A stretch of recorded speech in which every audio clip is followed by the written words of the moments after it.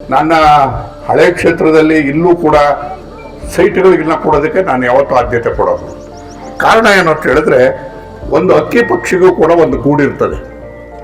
ಒಬ್ಬ ಮನುಷ್ಯನಾಗಿರ್ತಕ್ಕಂಥವ್ರಿಗೆ ಒಂದು ಗೂಡಿಲ್ಲ ಅಂತಂದ್ರೆ ಅದು ತಪ್ಪಾಗ್ತದೆ ಅಂತ ಹೇಳಿ ಶಿರಾ ನಗರದ ವಾರ್ಡ್ ನಂಬರ್ 26ರ ಬೇಡಿ ಕಾಲೋನಿಗಳ ನಿವಾಸಿಗಳಿಗೆ ಶಿರಾ ನಗರಸಭೆ ಮತ್ತು ರಾಜೀವ್ ಗಾಂಧಿ ವಸತಿ ನಿಗಮದ ವತಿಯಿಂದ ಹಕ್ಕುಪತ್ರ, ನೋಂದಣಿ ಪತ್ರ ಹಾಗೂ ಈ ಸ್ವತ್ತು ದಾಖಲೆಗಳನ್ನ ಕರ್ನಾಟಕ ಸರ್ಕಾರದ ದೆಹಲಿಯ ವಿಶೇಷ ಪ್ರತಿನಿಧಿ ಹಾಗೂ ಶಿರಾ ಶಾಸಕರಾದ ಡಾಕ್ಟರ್ ಟಿ.ಬಿ. ಜಯಚಂದ್ರ ಅವರು ವಿತರಿಸಿದರು.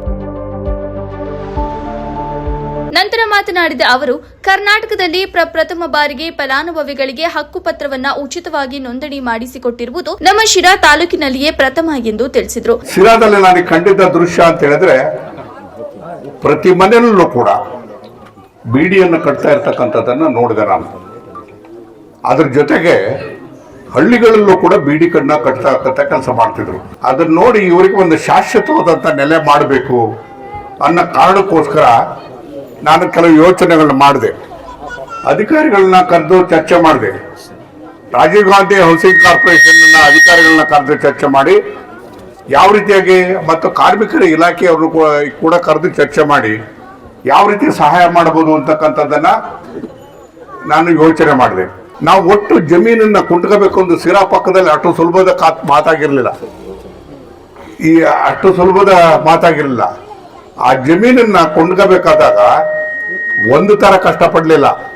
ಇದೊಂಥರ ಹೊಸ ಯೋಜನೆ, ವಿನೂತನವಾಗಿರ್ತಕ್ಕಂಥ ಯೋಜನೆಯನ್ನು ಮಾಡಿದ್ದು ಸಿರಾದಲ್ಲಿ ಮಾತ್ರ. ಅದು ನಮ್ಮ ಬಿಡಿ ಕಾರ್ಮಿಕರಿಗೆ ಅನ್ವಯ ಆಗ್ತಕ್ಕಂಥ ರೀತಿಯಲ್ಲಿ ಮಾಡಿದಂಥ ಕಾರ್ಯಕ್ರಮ. ಇಲ್ಲಿವರೆಗೂ ಕೂಡ ಈ ವಟಾರ ಖರ್ಚು ಮಾಡಿರ್ತಕ್ಕಂಥ ಹಣ ಅಂತಂದ್ರೆ ಒಟ್ಟು 7,25,00,000. 7.5 ಎಕರೆ ಜಾಗವನ್ನು ತಗೊಂಡು ಇಲ್ಲಿ ಈ ರೀತಿಯಾದಂಥ ಬೀಡಿ ಕಾರ್ಮಿಕರ ಕಾಲೋನಿಯನ್ನು ಮಾಡೋದ್ರ ಜೊತೆಗೆ, ನಿಮಗೆ ಜ್ಞಾಪಕ ಇರ್ಬೋದು, ಸಿದ್ದರಾಮಯ್ಯನವರು ಮುಖ್ಯಮಂತ್ರಿ ಆಗಿದ್ದಂಥ ಸಂದರ್ಭದಲ್ಲಿ ಅವ್ರನ್ನೂ ಕೂಡ ಕರ್ಕೊಂಬಂದು ತೋರಿಸಿದ್ದೆ. ಇಲ್ಲಿ ಅಫ್ರೋಜ್ ಪಾಷಾ ಮತ್ತು ಅಲಿ ಇವರಿಬ್ಬರು ನನಗೆ ಸಿಕ್ಕಿದ್ರು. ಇವರಿಬ್ಬರು ಸಿಕ್ಕಿದಾದ್ಮೇಲೆ ಕರೆದು ಮಾತನಾಡಿ ಅವರು ಒಂದು ವಟಾರ ಮಾಡಿದ್ರು. ಎಲ್ಲಿ ಬೆಂಗಳೂರಿನಲ್ಲಿ ಇದೇ ರೀತಿ ಬೀಡಿ ಕಾರ್ಮಿಕರ ಕಾಲೋನಿಯನ್ನು ಮಾಡಿದ್ರು. ಅದನ್ನು ಹೋಗಿ ನಾನು ಮೆಚ್ಕೊಂಡೆ. ನಾನು ಆ ಕೆಲಸವನ್ನು ನಮ್ಮಲ್ಲೂ ಮಾಡಬೇಕು. ಇದು ನೇರವಾಗಿ ಸರ್ಕಾರದಿಂದ ಮಾಡೋದಕ್ಕೆ ಸಾಧ್ಯ ಇಲ್ಲ. ಅದನ್ನು ವಿಶೇಷವಾಗಿ ಮಾಡಬೇಕು ಅಂತೇಳಿ ರಾಜೀವ್ ಗಾಂಧಿ ಹೌಸಿಂಗ್ ಕಾರ್ಪೊರೇಷನ್ ಮುಖೇನ ಈ ಯೋಜನೆಗಳನ್ನ ಮಾಡುವಂಥ ಕೆಲಸವನ್ನು ಮಾಡಿದ್ವಿ. ನನ್ನ ಹಳೆ ಕ್ಷೇತ್ರದಲ್ಲಿ ಇಲ್ಲೂ ಕೂಡ ಸೈಟ್ಗಳಿಗೆಲ್ಲ ಕೊಡೋದಕ್ಕೆ ನಾನು ಯಾವತ್ತೂ ಆದ್ಯತೆ ಕೊಡೋದು. ಕಾರಣ ಏನು ಅಂತ ಹೇಳಿದ್ರೆ, ಒಂದು ಹಕ್ಕಿ ಪಕ್ಷಿಗೂ ಕೂಡ ಒಂದು ಗೂಡಿರ್ತದೆ.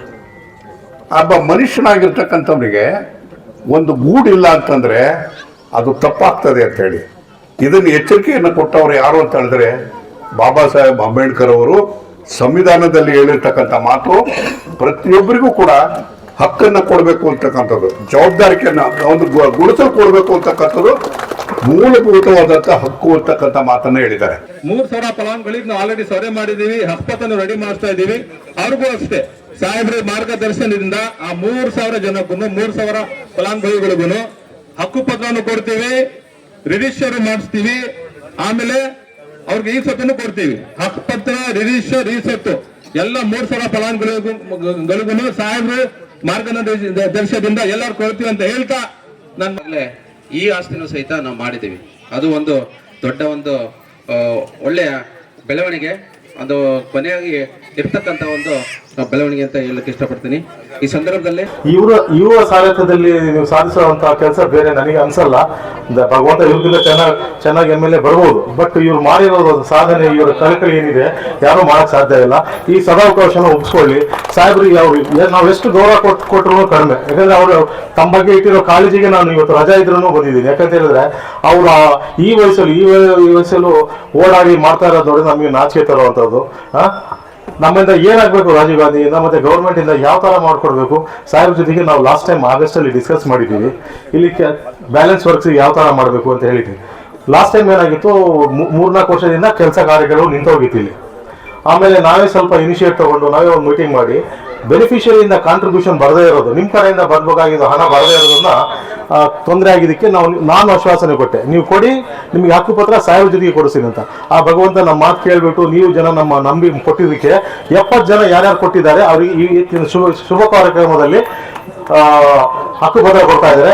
ಈ ಸಂದರ್ಭದಲ್ಲಿ ನಗರಸಭೆ ಅಧ್ಯಕ್ಷರಾದ ಜಿಶಾನ್ ಮೊಹಮ್ಮದ್, ಉಪಾಧ್ಯಕ್ಷರಾದ ಲಕ್ಷ್ಮೀಕಾಂತ್, ಸ್ಥಾಯಿ ಸಮಿತಿಯ ಅಧ್ಯಕ್ಷರಾದ ಅಜಯ್ ಕುಮಾರ್, ಕೊಳಚೆ ನಿರ್ಮೂಲನಾ ಮಂಡಳಿ ಇಂಜಿನಿಯರ್ ಭಾನುಪ್ರಕಾಶ್, ಪೌರಾಯುಕ್ತ ರುದ್ರೇಶ್, ನಗರಸಭೆ ಸದಸ್ಯರು ಸೇರಿದಂತೆ ಹಲವರು ಉಪಸ್ಥಿತರಿದ್ದರು.